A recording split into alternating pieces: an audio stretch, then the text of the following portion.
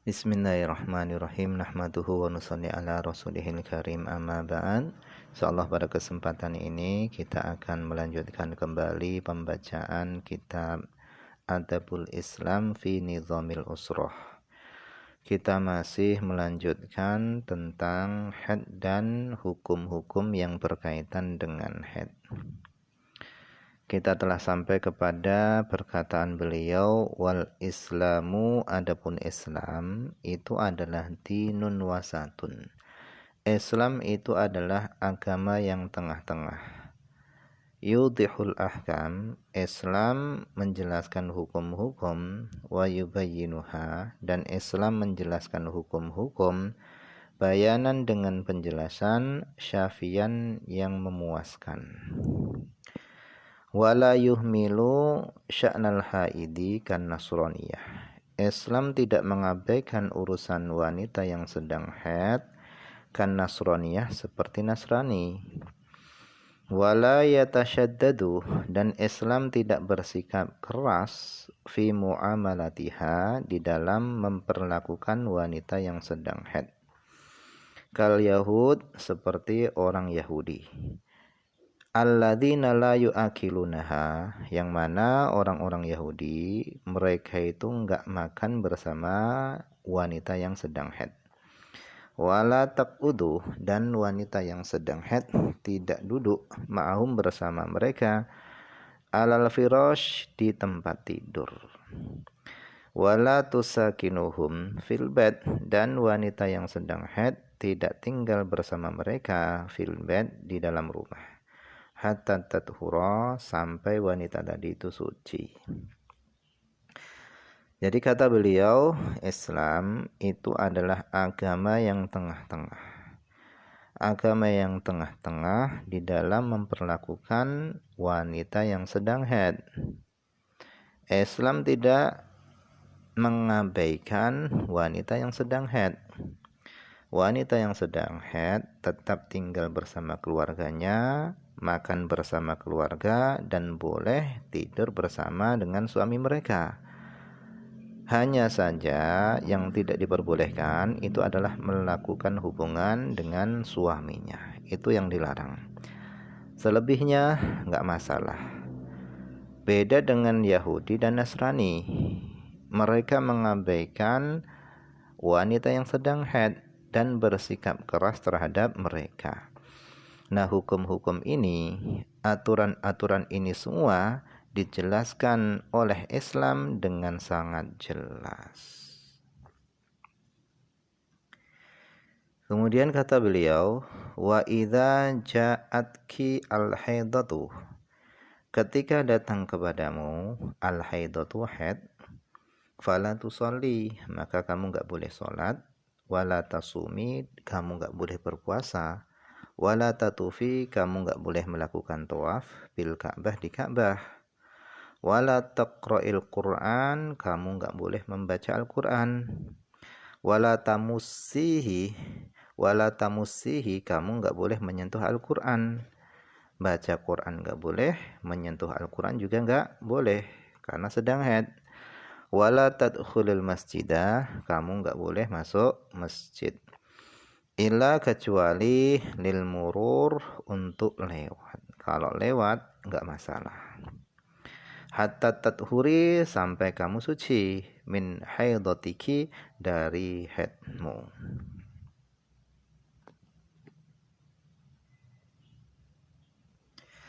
Wa yahrumu, dan haram, ala rajuli, atas laki-laki, ayu taliqa, dia mentalak imra'atahu, istrinya, wa hiya haidun, sementara istrinya itu dalam keadaan haid. Illa, kecuali idza tolabat, apabila meminta, minhu, daripada suaminya tadi, apabila istri meminta minhu, daripada suami tadi, dzalika talak, kecuali kalau istrinya yang meminta talak kepada suaminya, itu baru boleh. Jadi haram bagi suami mentalak istrinya ketika istri tadi sedang haid.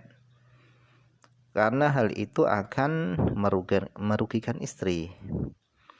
Karena masa iddah istri itu akan semakin panjang. Jadi mentalak istri ketika sedang haid itu merugikan istri karena masa iddah istri itu akan semakin panjang. Karena masa iddah istri yang ditalak itu dihitung dari masa suci. Sehingga kalau waktu talaknya tadi itu ketika haid, maka selama masa haid itu belum dihitung masa iddahnya. Oleh karenanya diharamkan bagi suami mentalak istrinya ketika haid, karena hal itu bisa merugikan istri, bisa menjadikan masa iddahnya tadi itu semakin panjang. Kecuali yang minta cerai adalah istrinya. Kalau yang minta cerai itu adalah istrinya, maka boleh ketika haid. Namanya itu adalah khulu, yaitu istri datang kepada hakim, kemudian dia mengadu kepada hakim tentang perihalnya, kemudian hakim tadi ketok palu, maka jatuh talak. Nah, itu namanya khulu. Kemudian wala ba'sah, dan enggak masalah bi qiraati syai'in dengan membaca sesuatu minal Quran daripada Al-Quran. Enggak masalah dengan sesuatu daripada Al-Quran. Taqsidina, engkau bertujuan bihi dengan Quran tadi, zikrullah, zikir kepada Allah. Wa tahassuna, dan engkau bertujuan dengan bacaan Al-Qur'anmu tadi tahassuna, membentengi diri minasyar, daripada keburukan. Jadi orang yang haid itu boleh membaca Quran, tetapi tujuannya adalah bukan Quran, tetapi tujuannya adalah untuk zikir kepada Allah atau untuk membentengi diri daripada kejahatan.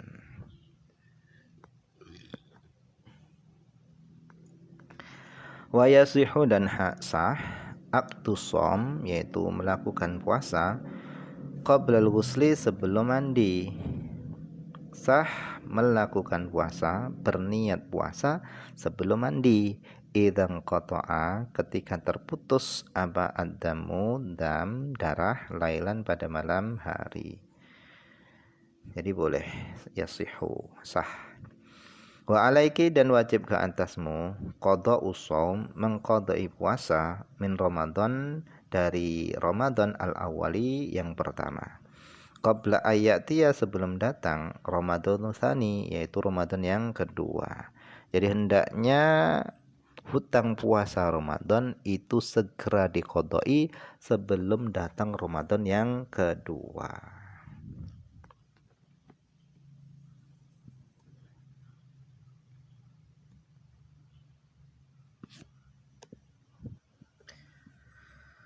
Wa in ta'akhara, jika tertunda apa qada, li ghairi udhrin, dengan tanpa uzur. Jika seorang wanita tadi nunda-nunda qada puasa dengan tanpa uzur, maka fa'alaiki, maka wajib ke atasmu al-qada wal kafarah, wajib ke atasmu qada dan kafarah. Allati hiya, yang mana kafarah itu adalah it'amu miskin, memberi makan orang miskin, an kulli yaumin, dari setiap satu harinya adalah muddan, satu mud. Jadi kalau menunda-nunda qada puasa dengan tanpa adanya uzur sampai datang Ramadan berikutnya, maka kewajibannya dua. Yang pertama qada, yang kedua bayar kafarah. Nah, kafarahnya adalah memberi makan orang miskin. Satu orang miskinnya itu diberi satu mud. Jadi kalau yang tidak puasa itu selama 7 hari, ya 7 kali mud. Satu mud itu kurang lebih 7 ons bahan makanan pokok.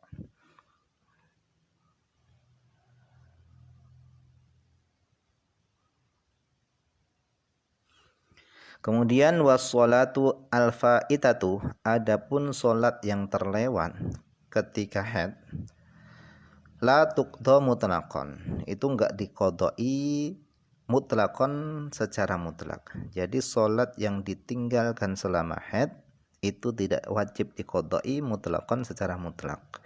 Wa in kathurat, meskipun salat yang tertinggal tadi itu banyak. Li'annaha, karena salat yang terlewat tadi itu tatakarraru, itu berulang-ulang, 1 hari 5 kali. Kalau haidnya selama 10 hari berarti 1 hari itu 5 kali, 5 kali 10 berarti 50 kali qadha. Itu berat itu. Wa fi dzalika, dan di dalam mengqadai salat yang terlewat ketika haid itu minas ubah, itu termasuk daripada kesulitan, ma sesuatu la yakhfa, yang tidak samar. Jadi kalau yang ditinggal itu adalah puasa, maka wajib diqodoi. Tetapi kalau yang ditinggal selama haid itu adalah sholat, maka enggak wajib diqodoi mutlakon secara mutlak. Wa in kathurat, meskipun banyak. Karena mengqodai seluruh sholat yang ditinggalkan selama haid itu merupakan kesulitan, dan hal itu adalah berat karena itu banyak sekali. Nah, mungkin ini saja dulu yang bisa dibaca pada kesempatan ini. Semoga ada manfaatnya.